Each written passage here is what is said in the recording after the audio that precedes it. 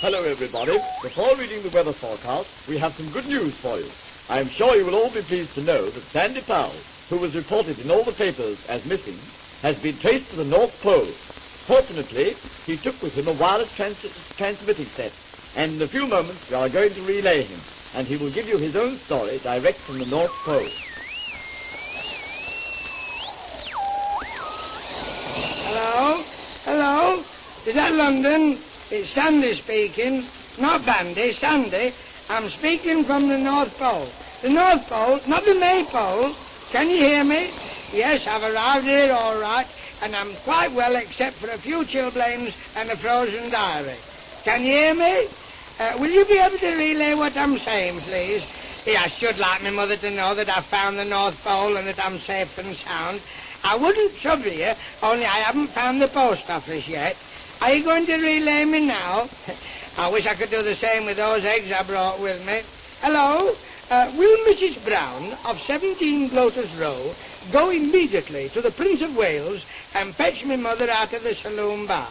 Tell her to leave her bread and milk and come and listen to her son Sandy speaking from the North Pole. Yes, here I am, and let me tell you it was harder to find than the winner of the Lincoln Handicap. At the present moment, we are surrounded by nothing but weather, which you've got to have here, whether you want it or whether you don't. Can you hear me, Mother? Now, the last part of our journey was the most difficult. I couldn't come across anybody at all who could tell me the way.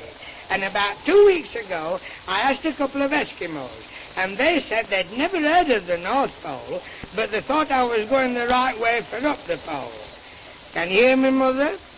I make out my position to be, at the moment, latitude 47.5, longitude 6 7/8, and solitude rampant. I will now describe my voyage. I left Chorlton, Carmarthen 4 years ago come Friday. I was given the freedom of the city before leaving. I don't think anyone ever expected me to go back, and I know it was the wife's idea that I went. Can you hear me, Mother? I did not follow the usual route taken by Arctic explorers for one very good reason, that I didn't know it. So I mapped out myself what I thought would be a shortcut. So on leaving London Bridge, I made straight for Greenwich and then up to Woolwich. And so far, no one had complained of the cold, which is usually experienced on these Arctic expeditions. Can you hear me, Mother? As you all know, my ship was called the Welshman. It was full of leaks. Believe me or believe me not. One moment, everybody. I am sorry to say the receiving apparatus has frozen, but we will try and thaw it out in a moment. Hello, everybody. We are still trying to get Sandy again from the North Pole. One moment. I think we've got him. Yes, here he is. Here he is. Can you hear me, Mother? On entering the North Sea, I had intended to take the second on the left, but this I couldn't do owing to the ship having a wooden rudder, which we soon found out wouldn't rudder. So we went straight across, and gathering speed, we dashed into the Arctic Ocean. I think our average speed at that time was 30 hours to the knot. Can you hear me, Mother?